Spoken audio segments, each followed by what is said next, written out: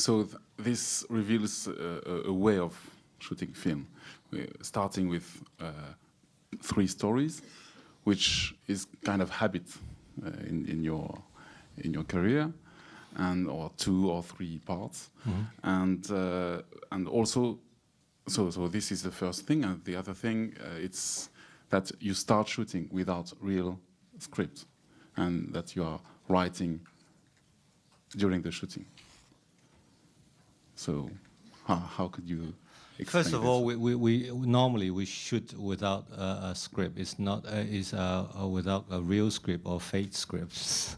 So, but we have an ideas, and my way of working is always started with the short stories, because today I think to make a films for 90 minutes, there must be a lot of substances in it, and I would always have short films idea. I don't know why, and we start like 3 stories or 2 stories, and sometimes it has 2 stories in it, and sometimes it has only 1. Like Chungking Express, for example. Right, exactly. And sometimes you just forget the second one. I haven't forget it, but somehow it would become in other films, like the relationship between Chungking Express and Fallen Angels, because Fallen Angels, at first we had 3 stories in it, but we finished 2 and it's already a feature film. So we skipped the 3rd one, and at the end we make another film called Fallen Angels, which is the 3rd story of the original Chungking Express idea. So we saw that you are writing during the shooting, and you are also editing during the shooting. You don't divide the work step by step. Because I don't have patience, so I want everything to be done at the same time, but somehow it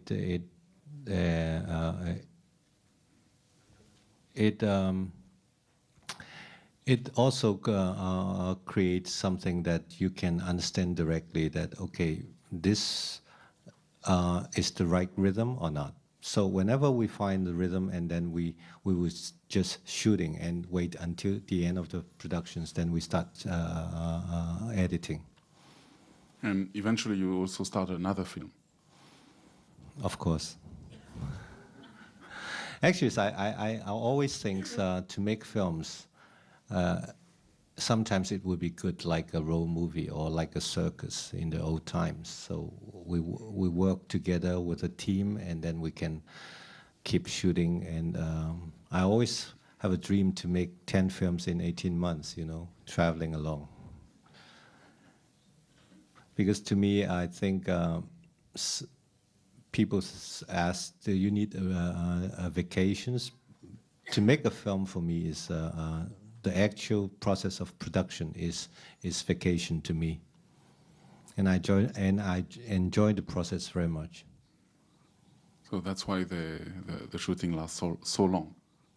Yes, sometimes it's because you just fall in love with the films. You don't want to let go. Like in The Mood for Love, we make it longer and longer, and we actually shot some of the footage in. We want to make the films end in 1970s, so we just keep running, and then at the end of the day, we know it's too much because we can't afford it, and so we have to stop. But that doesn't mean the story stop in my mind, because that story can go on forever. And in the futures, maybe we can make that happen. Yes, and so twice you started a new film during the shooting of the film. That was Chungking Express during Ashes of Time, and your next film, 2046, you started during the shooting of In the Mood for Love. How can you manage to combine 2 films at the same time? The experience is different, because the case with Chungking Express and Ashes of Time is because we spent like 2 years in make Ashes of Time, and we finally finished the shootings, and we have our post-productions, editing, and we know the film will go to Venice, and that's 6 months ago. And during that times, I think, well, we have nothing to do, and I want to make films which is very fast. and I want to refresh myself. And because I know if I stop in Ashes of Time, it would take me 2 years to make another films. And because that experience is quite terrible, so I need to regain myself. I want to make Chungking Express, to make a film very simple, just like a student films. So we made Chungking Express within 1 month. And in the case of In the Mood for Love and 246 actually, there's something that we don't expect it because of the Asian financial crisis. So we have to stop the production of In the Mood for Love because our finances in Asia have problems. So we have to find the finances from Europe, and then we make the film again. But because we have committed the films 246, so we have to, at a certain point, we have to make 2 films back to each other's. But that experience is really terrible because it's like you have to fall in love with 2 women at the same time. So it's terrible. And one is jealous of the other, or? No, because whenever you are shooting In the Mood for Love, you think about 246. And there's some locations with, at first we went to Bangkok for 246. But the whole process of looking for locations, we find all these places which we think will be good for In the Mood for Love. So at the end, we have to move the productions to Bangkok. So, and when we are shooting In the Mood 246, we are thinking about In the Mood for Love, and so it's very messy. So I think everybody remembers that last year you achieved In the Mood for Love at the last minute and came with your print in Cannes. How do you explain that? It's because I could see at that time that you had to finish just because there was Cannes. Well, actually, I have to explain to you. Gilles actually is working with us, and I still remember the day when we get to Cannes, because we are the last film showing the festivals, and we just arrived at the day before the last days. And our print is still in Paris doing this VAT, this LVT, this the electronic press kits. So even myself, we haven't seen a finished film. So it's terrible experience, but it's very exciting. But I don't want to try that again. And this year, Gilles is working on another film, Ho Xiaoxian's films, and he has the same experience. I think you should tell the audience about your experience dealing with directors like this. It's your fault, because I think you spoke with Ho Xiaoxian, and you told him that was possible with us. Well, I think for directors, you know, you spend like 2 years to make a film. So of course, you want to make sure everything's, and so you will wait until the last minutes and to make sure that this is the best you can do. Well, actually, it's not the first cut, it's the rough cut of the film. It's like 3 hours, and there's only 1 love scene in it. There's not a lot. And at the end, I think we have 1970s, and we have a long stories in Singapore. But at the end, I think there's too much because it's not completed. We still need some more footages on it, but we can't afford to do that. And actually, I don't like 3 hours films. I always think that a film should be like 90 minutes. I don't know why. Maybe it's a habit. So I think I want to make it shorter. It's going to be 90 minutes, and so we cut the films, and so it become In the Mood for Love. And the reason I didn't include the love scene in the film because I think we don't need it. So at the end, I think, well, we should take it out. Yes, could you talk about your first American film to follow, which I believe premieres this week, with Mickey Rourke, Forrest Whitaker, and how it was to work in, was it L.A., with an American crew? Actually, it's very interesting because at first I want to make that film because they told me there's scripts already, there's a script, and you shouldn't change the script. And so I think, well, it's good, so I don't have to write the scripts. And I look at the script, and it's very simple, and it's has a lot of rooms for me to work on it.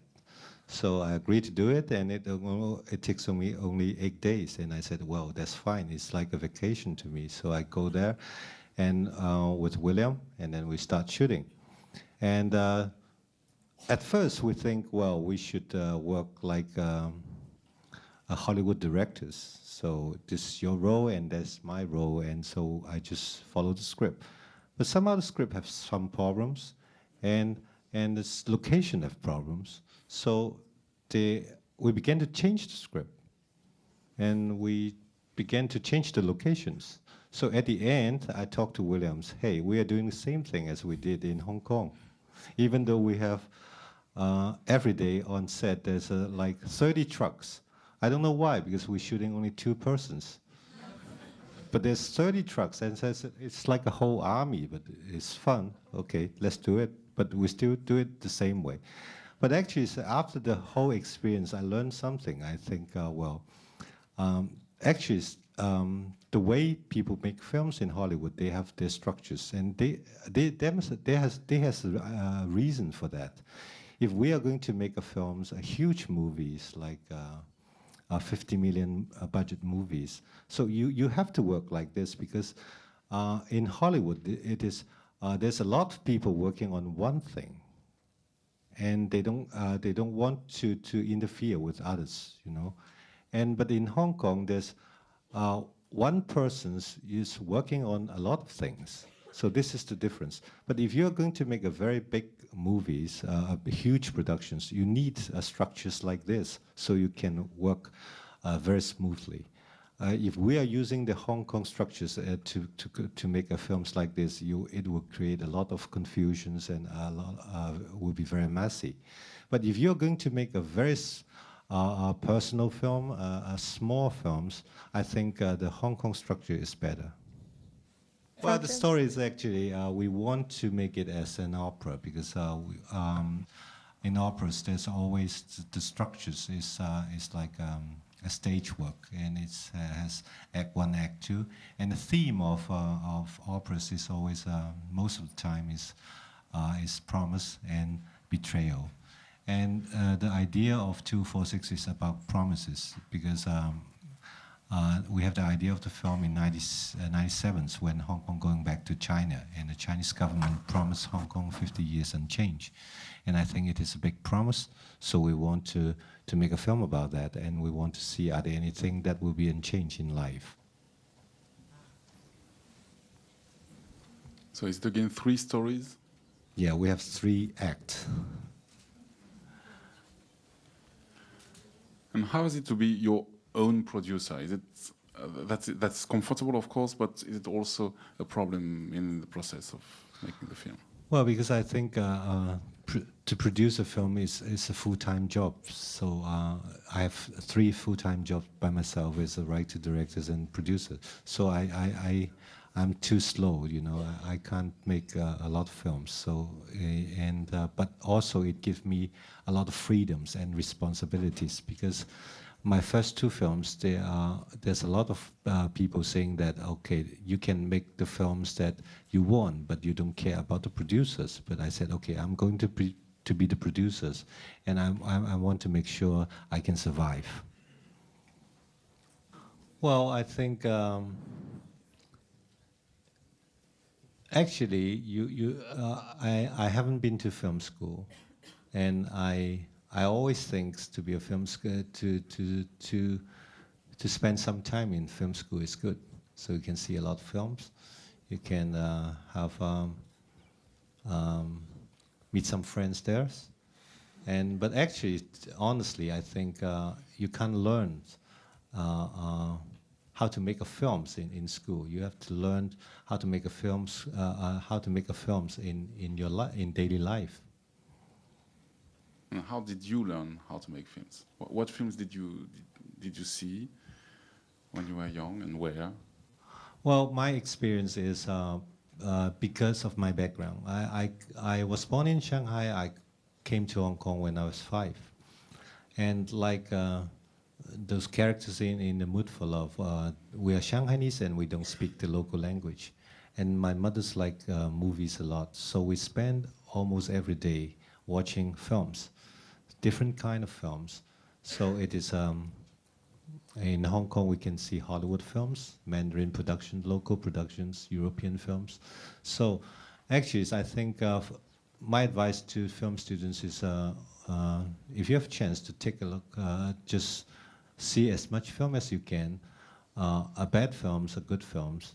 Good films can teach you something, and bad films can teach you something too. I think that's a good conclusion for this day on transmission. Thank you. Thank you very much.